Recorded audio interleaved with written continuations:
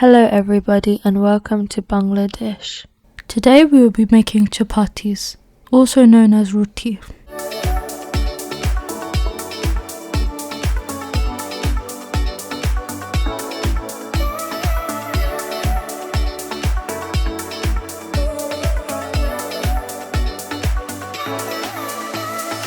Feel free to pause the video here and have a read of the ingredients.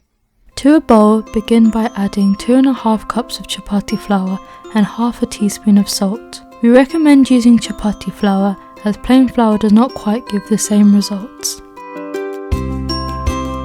To your flour, add 1.5 tablespoons of oil and combine well until small clumps begin to form. Once the oil has been combined into the flour, gradually add small amounts of room temperature water into the flour until a dough begins to form. You now want to slowly add room temperature water in small amounts until the ingredients combine.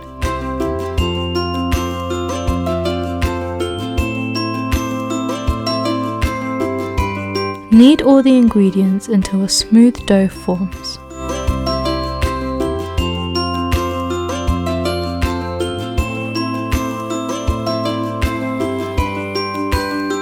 You want your dough to be smooth and elastic and not wet and sticky.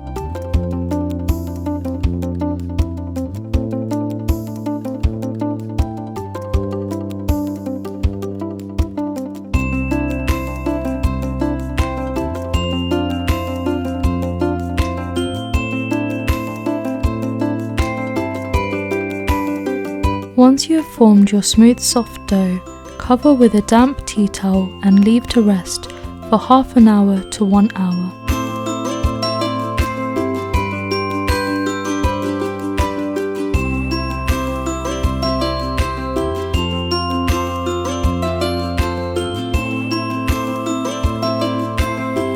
Once your dough has rested, tear off medium-sized portions off the dough and roll them into balls, as shown in the video.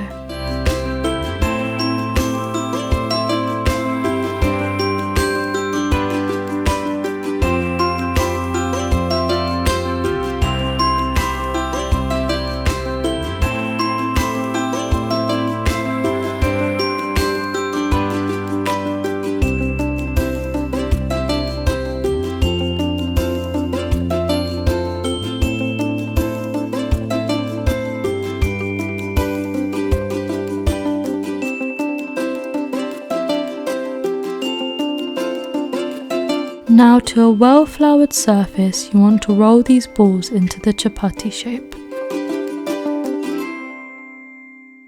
By applying light pressure with your rolling pin, you'll be able to get the chapati dough to rotate under the rolling pin. This will help form the classic thin round shape.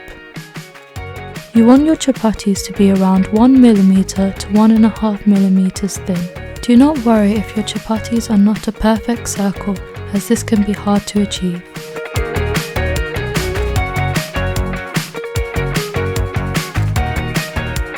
If you find that your dough is either sticking to the rolling pin or the work surface, feel free to add more flour.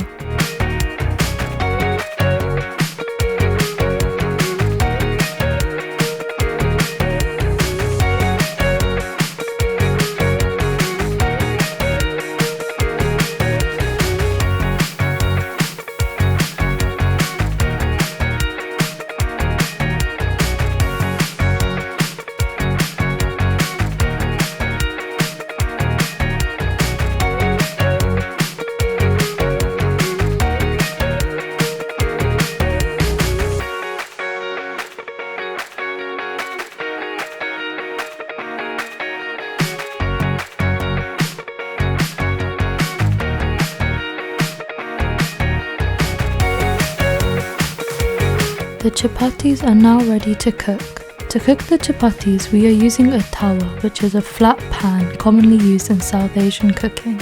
However, you can also use a wide flat frying pan. Once the pan is hot, you can now put your chapati face down on the pan. You want to flip your chapatis every 20 to 30 seconds to make sure that they don't burn on either side.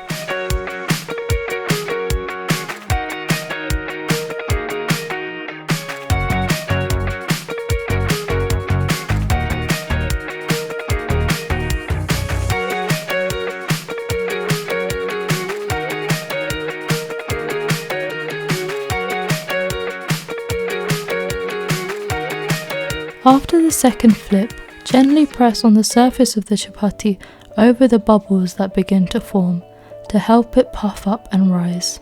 You will notice that the chapati begins to naturally rise on its own, but by pressing down it will help distribute the air bubble evenly. Once it has fully puffed up and browned on either side, you can remove it from the pan. Between each chapati, you want to wipe the surface of the tawa to get rid of any burnt flour. This burnt flour might dirty the other chapatis.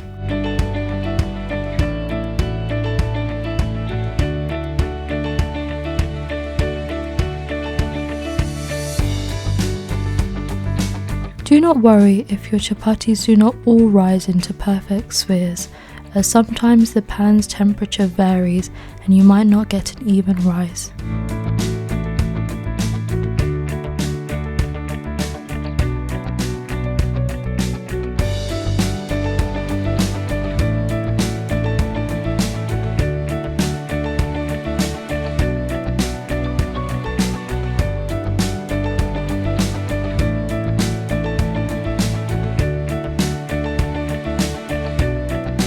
Once you have cooked all your chapatis, they are now ready to serve and are a perfect accompaniment for any of your favourite curries.